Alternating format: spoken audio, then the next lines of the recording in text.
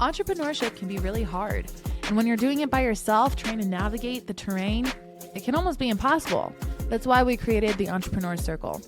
Every episode, you're going to hear from incredible entrepreneurs who are in the same trenches that you are in. And we're going to talk through what's working, what's not working, whether it be in marketing, finance, or anything in between. We're here to talk business and figure out how each of us can rise together. So welcome to the circle. Let's dig in. Welcome to the Entrepreneur Circle. I am so excited for today's episode. I'm here with two absolutely amazing people that I've had the blessing of knowing for, I'd say like 15 years, right? Yeah. That's crazy to think about. Time flies, doesn't it? It does. Tony and Amber Grebmeier, the power couple of the century. I'm seriously so grateful that you're here. So thank you. For those of you that don't know Tony and Amber, you should, and you're going to get to know them a little bit more on today's episode.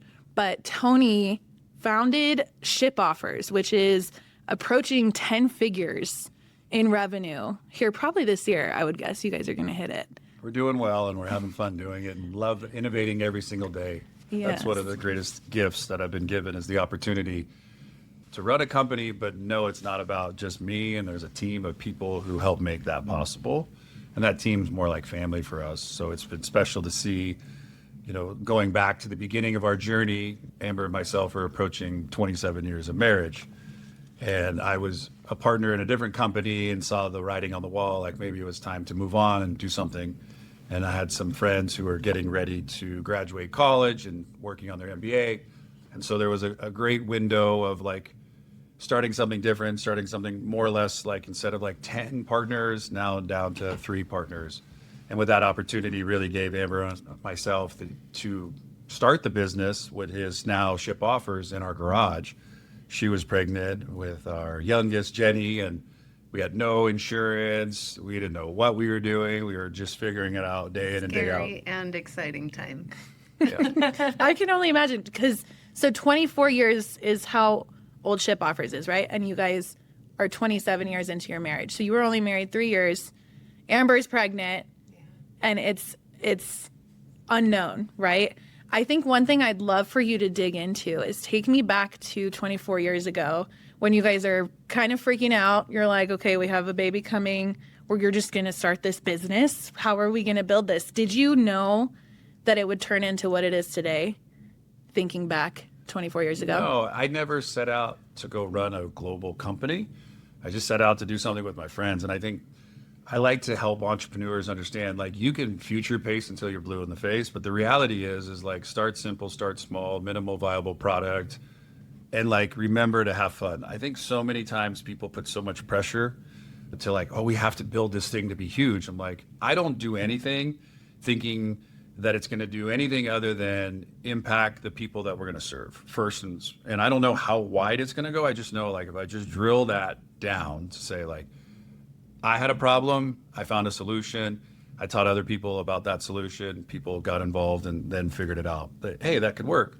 And then one day at a time, I just kept working at it. But the great part about Amber and our story that I think that I love to share is that we figured out everything because we started with nothing.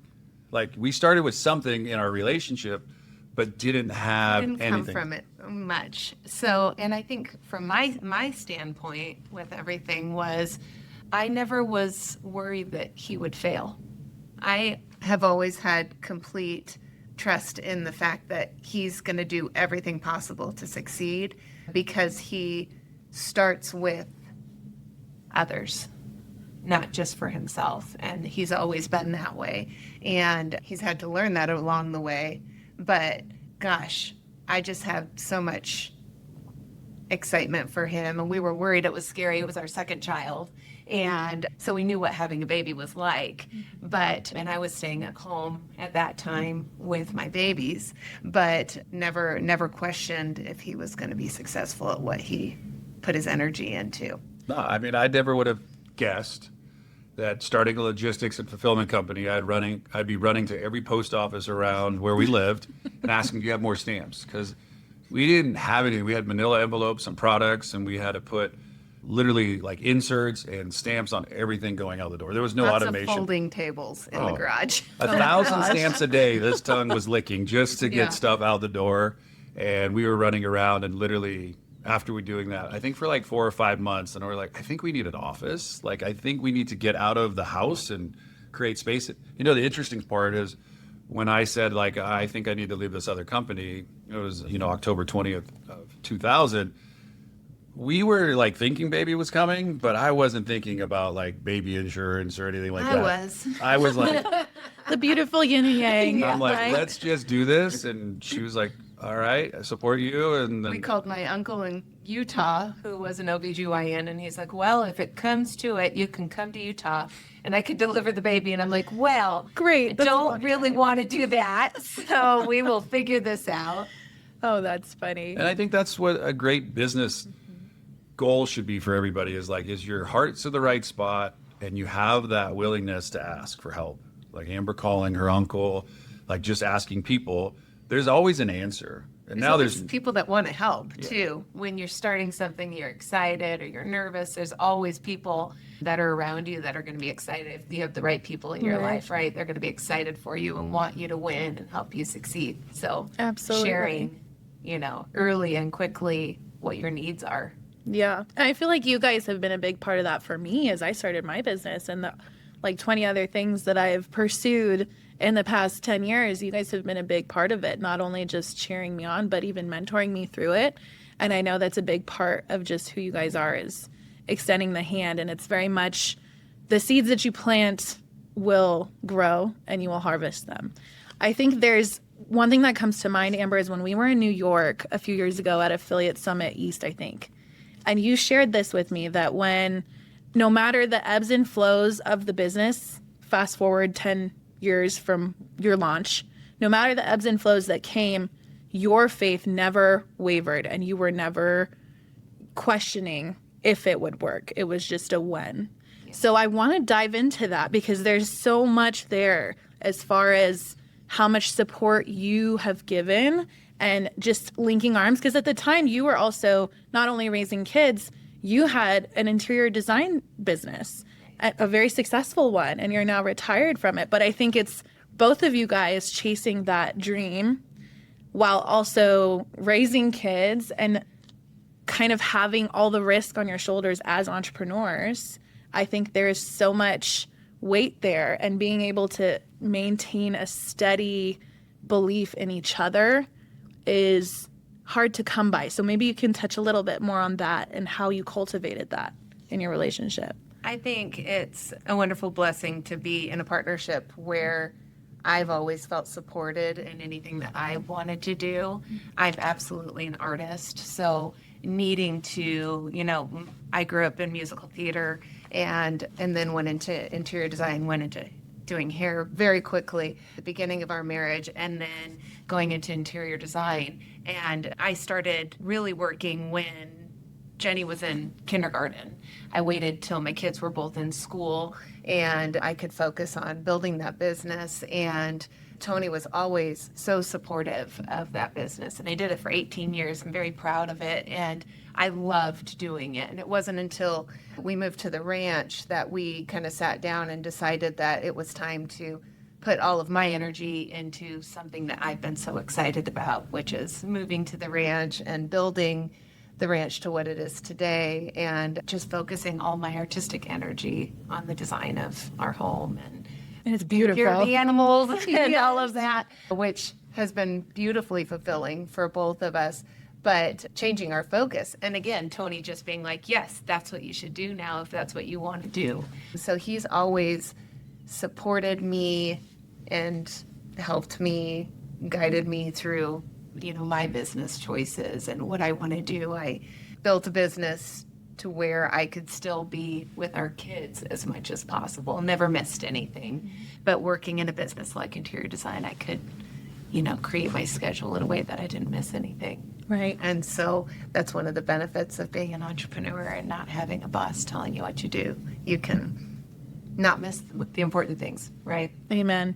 Yeah. I think that's what So even beautiful. pushed me to do this is it's hard to get that in corporate where you can do the pickups and the drop-offs and the soccer games and all the room mom festivities. You don't get that time back. You Ever, don't get once it. it's gone. Yeah, and it goes so fast. I can't even believe it. Yeah, it does. I love that. And so the ranch, my gosh, you guys, their ranch is beautiful. Sunshower Ranch. Follow it on Instagram. I'll put the handle in the description. But I think there's a lot to be said of going from, you know, modern suburbia, right? And having, you know, regular house. And then you go into acreage and cows and a llama. Bay Area kids. Did you have to put a whole pitch deck together to sell the vision to Tony, or was it there for you, Tony? Did you have questions? No. I had a whole bunch of things in front of me to look at. I'm like, okay. And then we just decided to go tour some properties with our realtor friend. And We can really blame it on Matt, actually. I don't want to blame it on Matt, because you're friends with Matt. So I'm going to take it back to, I'm going to blame you. Matt's one of my best friends from childhood, and he came out to visit us. And he's like, you guys have to watch this video, our show on Hulu. It's called The Biggest Little Farm. Now, mind you, Matt lives in downtown Chicago with his wife, Emily, who's an ER doctor, and he is a circus performer and has like 2 goats, a few ducks, and some chickens in downtown Chicago by Wrigley Field. No way. And he's like, I want to buy a farm and move back to California. And so you guys should watch this show on Hulu. And then we he watched just it literally laid on the couch, put his feet up. with the dog. And like that. And then we just watched. And I was And like, we were like, oh, this sounds amazing. So we get online and start looking at property, call our friend Sarah to help us look for a home out, you know, not too far out, because we want to be close to everything because we're social people. Right. But start looking at properties. And we had actually found a place and put money down, and we were excited about it. And it was like everything was telling us, do not buy this property. Everything was wrong with the size, the foundation, the well, foundation was everything was like the terrible. warning signs on your we car. couldn't build a barn. All lights were going wild. And we were and like, we're like, no, we can work around that. we It's don't have this. okay. We wanted it, so we were like, it's okay. And then this other property popped up, and I'm like, let's look at this one. And Tony's like, it's too big. It's too much. It's a lot of work, right?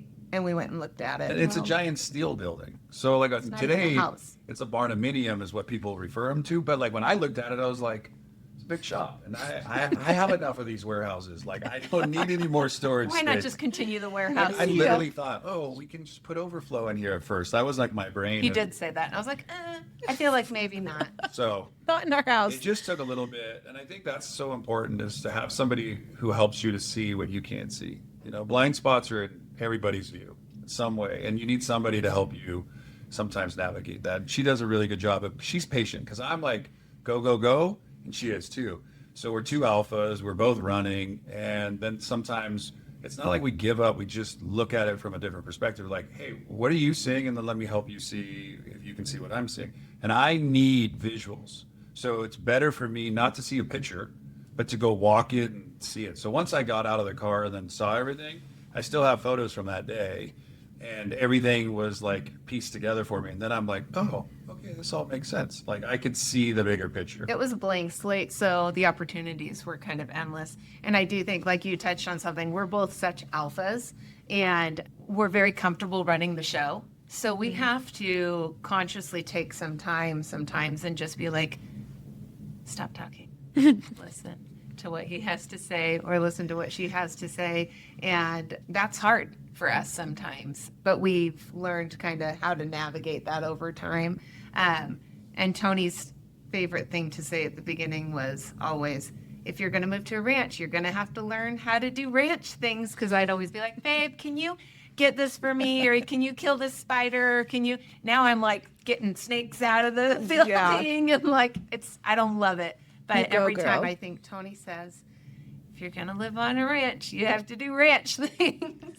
And you rose to the occasion. Yeah. You're doing ranch And things. he does too, because when we left Los Angeles, we had, housekeepers, and we had somebody cutting our lawn and taking care of our yard. Just because our life was so busy, we thought, right? Right. Go And move people to a didn't do that ranch. in LA. People Yeah. didn't take care, like at least in our world, people didn't take care of their yards and didn't do home stuff. And we've had to learn how to do that together too. The first half of our marriage, I did most of that stuff. Being home with the kids, I would fix things around the house, and I would do the, gardening and do all this kind of stuff. We moved to Colorado, and especially when we moved to the ranch, Tony took on learning how to work a tractor and work the, zero turn. Well, like last Sounds night fun. here in Colorado, we've had bad weather for a couple of days.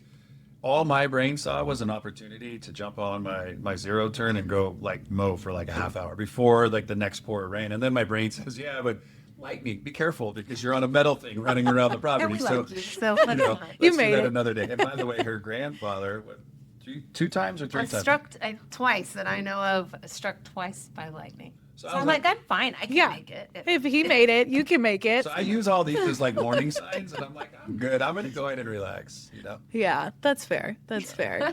I think there's so much to be said about the visionary within the two alphas, because both of you guys probably come to the table with a vision, both for how your life will play out and independently for yourselves. And it's about finding the synergy in that. And there's so much, I'm sure, about that in your business too, Tony, as far as how you were able to kind of get ShipOffers to this next level of scaling and going global and opening locations in the Netherlands and in Nashville and really all over the world, in knowing your vision and your business partner Doug's vision and kind of tying in your team's visions as well.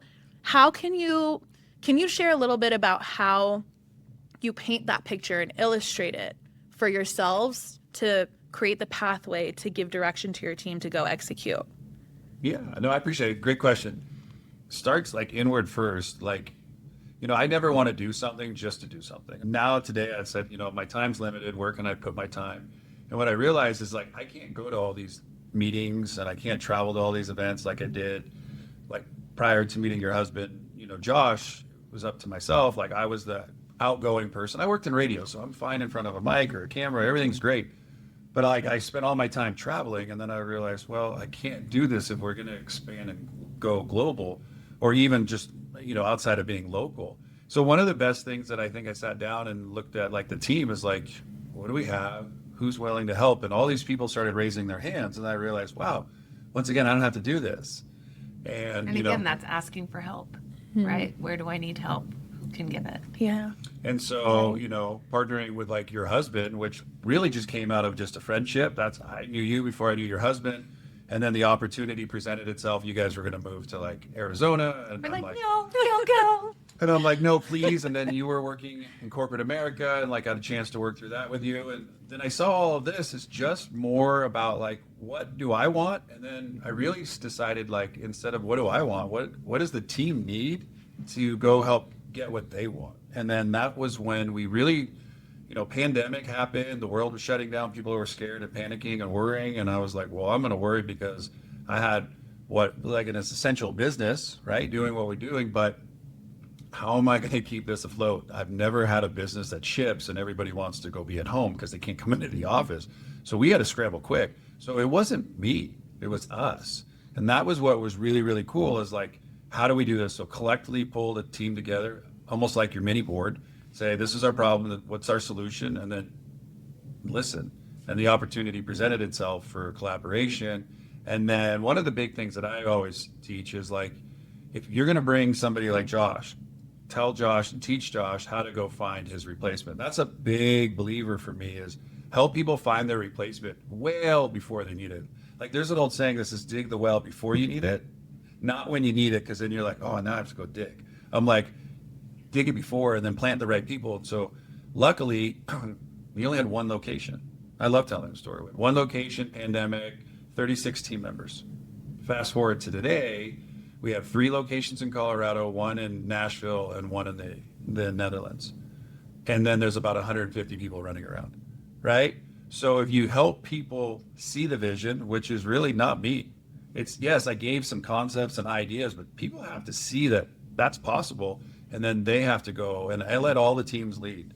And then all Doug and myself do is like manage, where there's expectations that need to be met, and like, all right, how do we do it? And sometimes the team is like over in the corner arguing and bickering, and Doug will come in, or myself, and say, let's steer the ship back to where we need to go.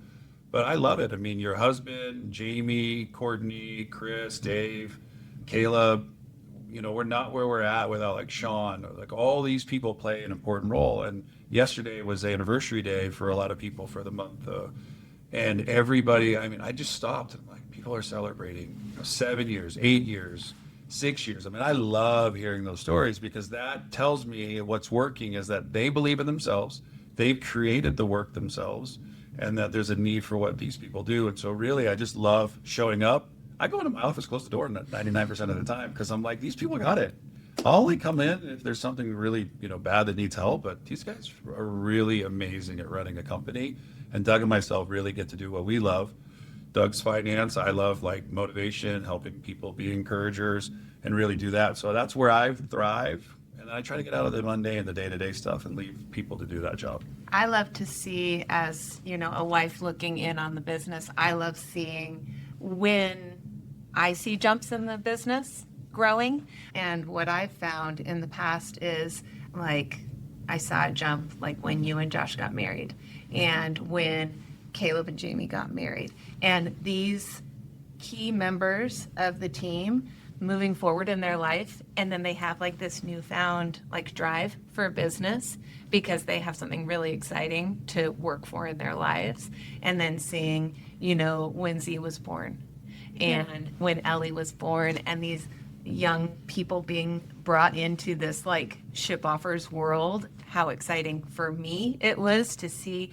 We had lots of talks about it, how exciting it was when like the first ShipOffers baby was born, and how much that changed things, because we're not only responsible to have success in a business for, a single person and then a married couple and then a baby comes into the mix and it's like, okay, let's go, let's do it, and kind of the same with these new locations. It's like another baby, okay, now all these lives are depending on the success of this company. Okay, Right. Let's go again, So would you say that these life milestones, the personal milestones for both yourselves and for the team members, do you guys see an uptick in productivity and buy-in when those milestones come up? Absolutely. And one for us, because they don't stop for us as well. I don't work for ShipOffers, but just watching it and being excited about it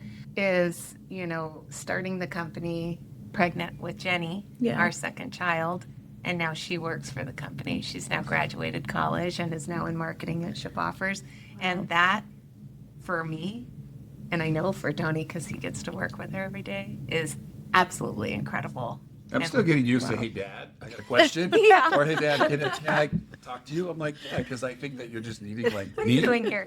But no, I love it. I mean, the best gift that we received is seeing all of the growth in not just a company, but in the individuals, as Amber talked about, and then all the stuff that's happening. I mean, the hardest probably kid for me to watch grow is the Netherlands, because I'm a person who wants to just walk in and So far.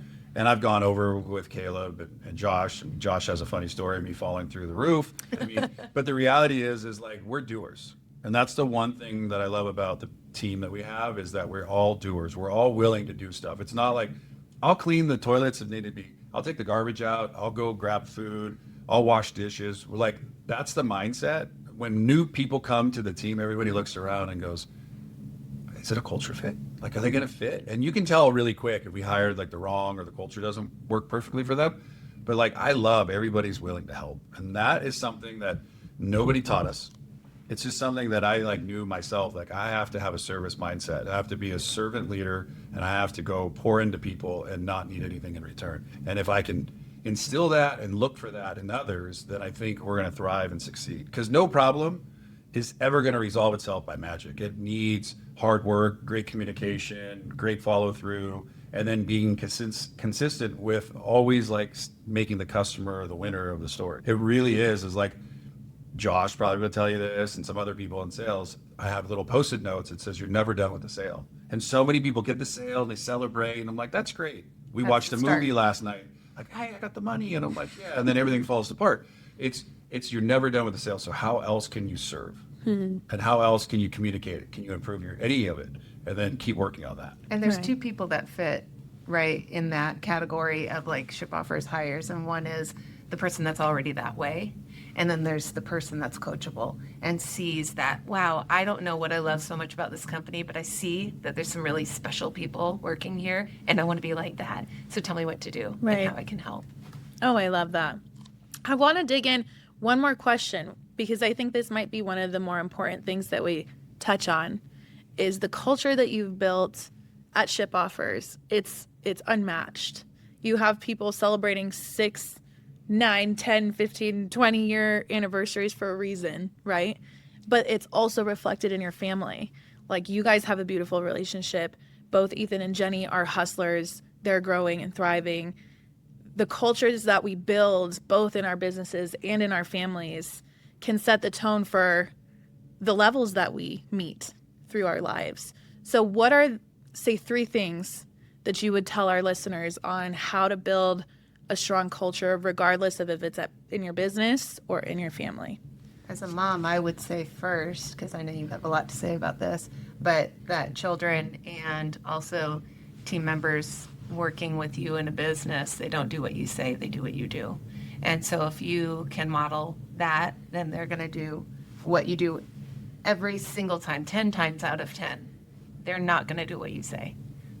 Completely. So Yeah, and I think for me, it's integrity. So, you are your word. That's the only thing that you have. So I think by doing the things that I said, like I'll go clean the toilets, I'll go serve, is really help people to see that. Because for myself, I didn't come from a perfect home. Amber didn't come from a perfect home. Most people that you meet didn't come from a perfect home. And if they we didn't create a perfect home either. And we had to work really hard to get where we are. And we failed our way to where we are. And we weren't afraid to fail. And we wouldn't choose to go through a lot of the things that we went through in our marriage. But it got us to where we are today. And we're stronger because of it. Yeah, so I think having that and just being your word. And that's the thing that, my goal, my legacy that I leave behind, right? I always say, I'm trying to leave such a path for my children that I'm going to hand them a flashlight and they'll be able to see the path. If they choose it, if not, they'll at least be instilled with, all the stuff that my parents instilled in me, my grandparents instilled in them, and so on, that I want to leave it so there's a path for them to follow. It's the good path. And they have a light in case they get lost along the way. They can get back on the path. And they know that they can fail and we'll still be there to support them. And that's the same with the team members at ShipOffers too. It's okay to fail. That means you're trying. Mm-hmm. And that you might be trying something new and something that maybe we didn't think about. Same with our kids. That might have been not the path that we chose, but we're like, wow, look at you. Look at you thriving and look where you're going. And we couldn't have imagined that. So I love that. All right, you nailed out 1. I did 2, so you get the 3.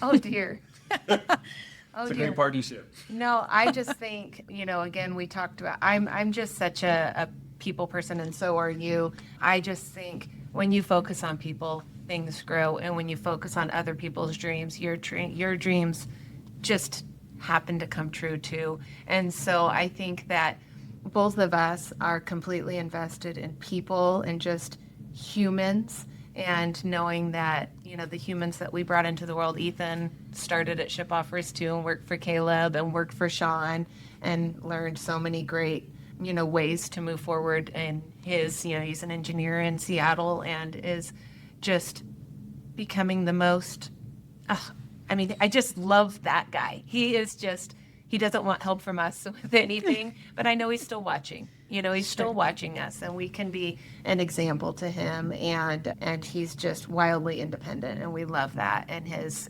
girlfriend is as well, and we love watching them. And seeing Jenny, growing her wings and flying, and we were celebrating, like you were saying, my cousin Sunny works for the company as well. She's just one of my favorite humans in the entire world. Amazing. And you just said 5 years. And she had Wow. 5 years. But we're just completely invested in growing people and loving people. And so I think that when you take the focus, and Tony says this a lot, take the focus off yourself and put the focus on others. You grow, companies grow, people grow, and then you kind of stop and take a look around yourself and you're like, wow. So I'm going to add to that because I think it's a great opportunity to give a +1 bonus. One of the things that I learned early on in my career, working for myself and working for others, is I needed to know what the person that I was working with had goals. And I've done enough interviews, and I can tell you this is a very important thing. 80 to 90% of all people that you meet and you have in an interview and you ask them, what do you want? What's your goal? What's something? They've never had that asked, maybe in a professional sense, but not a personal goal. So I always get a professional and a personal. It goes back to trainers and drivers, and always, finding what their needs are, and then reminding them when they're in kind of like their low lull period of not achieving what they said they wanted. And you just ask them, how important is that goal? How important is that thing? And then I know their goals. Like I know Josh's goals. I know Caleb's goals. I know Courtney's goals. And I ask them all the time, do you know your team's goals? What are they after? And the more that you can learn and do that, then it's easier when they're not hitting the marks, or they're calling in, or their life is happening. Because I always tell people, family first, that's the culture that we've created. But life happens too, and sometimes you just need somebody to wrap their arm around them. HR, I understand, so not. But Not physically. But ask them, hey, how you do it? And I think so many people are I don't want to coddle them. I'm no, it's not coddling them. You have an obligation as a human to help humans. Right. That's where I think Jim Rohn always says, and I love the quote, it says, don't leave them in the mess. You help your children, you help your friends, you help your people that help you. You work together, because not always is it going to be sunny. Some days it's going to be gloomy and you're just miserable. But the reality is, if you help one another, hopefully when your ship is kind of sinking and not feeling like it's on track, someone's going to help get it up and help you move on the right direction. And if you've shared those goals openly and, regularly with people, you can say, hey, does this align with your goals? Or have your goals changed? And is that why you're not driven now? Because it's okay, goals change and life changes. And if somebody's invested enough and paying enough attention to you, then they know, hey, something's not right. So can we have a conversation? And what are your goals? Are they still your goals? And how do we help achieve those goals? Yeah. Right? Yep. I love that. And it plays into shifting focus off of you, off of yourself, and putting it on others. I think there's so much to be said about that, and it's reflected in all that you're building, all that you're doing. You guys have done and continue to do amazing things that not only impact my personal life, right, but the lives of many, many people in the community. So I really appreciate, from the bottom of my heart, you guys joining me on this show, and thanks for giving our listeners some tips on how to level up. Yeah, thank you. And it was awesome even coming here and meeting Danny, and then realizing that we know Danny from another place. And that's why Connecting I think people. Yeah. when you start getting connected to the people in your circle, there's so many more people to get connected to. So stick your hand out and say, hey, how can I be of service? I think you're doing that. I'm proud of you. And Thank you. We're kicking always butt. proud of you, and we're Thanks. excited for you, and it's an honor to be a part of this. Thank you. Thank you. Well, where can people find you guys? What is your Instagram handle? Everything is at TonyGrebmeier.com. Perfect. For me, everything in my world, you'll find me there. If not, it's a fake. If not, it's a fake. And I I'm love just it. with the cows. I'm with the cow. I'm gonna get her that Sunshine handle. Ranch. I'm going to get her that handle when we leave today. I'm with the You cows. should. I'm with thecows.com. I love it, guys. We'll put those links in the description. But again, thanks for joining us, and tune in next time. Thanks, guys. Bye. Remember this as you go about your day today. The ideas that are on your heart are on your heart for a reason. Do not ignore them. Tune into them. Tap in, lean in, understand them, and pursue them. If not you, then who? If this episode was helpful to you in any way, please like, share, comment, subscribe. It does wonders for our efforts, and it helps us to continue our mission of inspiring entrepreneurs and giving them the resources and the perspective we all need to take it to the next level. Thanks for tuning in. I'm Paresa Noble, and we'll catch you next time.